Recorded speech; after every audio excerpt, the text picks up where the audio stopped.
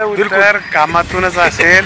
जनतेने 32,600 उत्तर दिलंय, त्याच्यातच त्याने ओळखून घ्यावं की आपली पात्रता लायकी काय. शेतकऱ्यांनी तुमच्या घरावरती प्रहारच्या माध्यमातून रात्री टेंभा आंदोलन आणलं होतं, काय भूमिका घेतली त्यावर?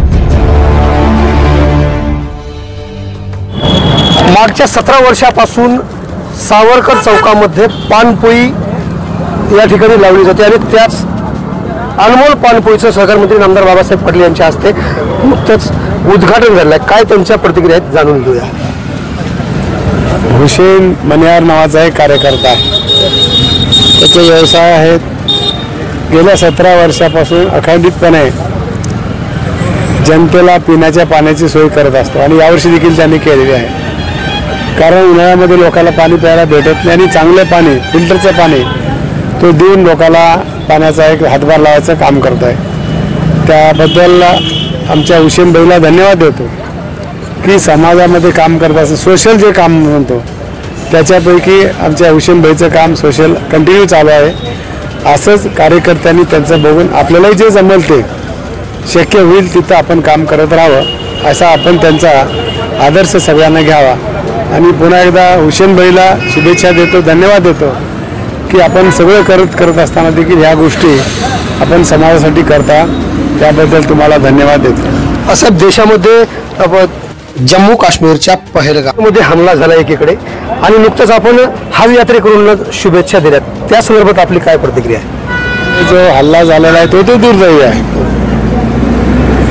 की जे नक्षलवादी आहेत त्या लोकांना जात धर्म नसतंय. तिथं घटना ही घडायलाच नाही पाहिजे होती, दुर्दैवाने घडली, त्याचा मी निषेध करतोय. पण तिथेही काही मुस्लिम बांधवांनी आपल्या इकडे गेलेल्या काही लोकांना सहारा दिला, मदत केली, त्या लोकांचा बिचाराचा काय त्याचा संबंध आहे. म्हणून एखादा धर्म त्या एखादी जात हा अशा प्रकारचा हल्ला करत नाही. एखादी प्रवृत्तीचे माणसं राहतात, त्या गोष्टीला आम्हाला पाठीशी घालायचं काही कारण नाही. आणि आपण जो आज कार्यक्रम केलेला आहे तो अनेक वर्षापासून, गेल्या 25 वर्षापासून करतोय आणि तो कार्यक्रम या ठिकाणी आपण घेतलेला आहे की त्यांना हजला जाण्यासाठी शुभेच्छा दिलेल्या आहेत. पंढरपूरला जाणारे लोक असतात त्यांना देखील शुभेच्छा देतो, आळंदीला जाणारे असतात त्यांना देखील पंक्ती शुभेच्छा देत असतो. जिथे जिथे जाणारे लोक त्यांना अशा शुभेच्छा देतो, यातला एक भाग आहे. खऱ्या अर्थाने हिंदू मुस्लिम एकतेचं दर्शन या कार्यक्रमाच्या माध्यमातून घडलेलं आहे.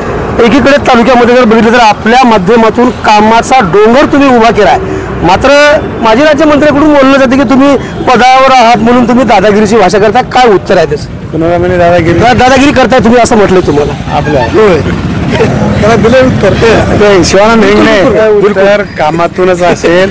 जनतेने 32,600 उत्तर दिलंय, त्याच्यातच त्याने ओळखून घ्यावं की आपली पात्रता लायकी काय.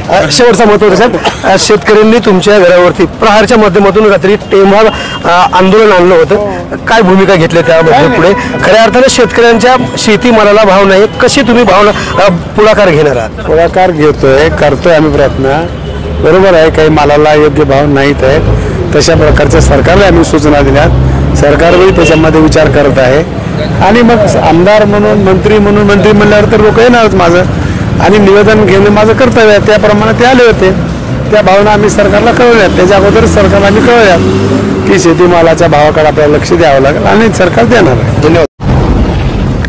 आवाज बहुजनांचा.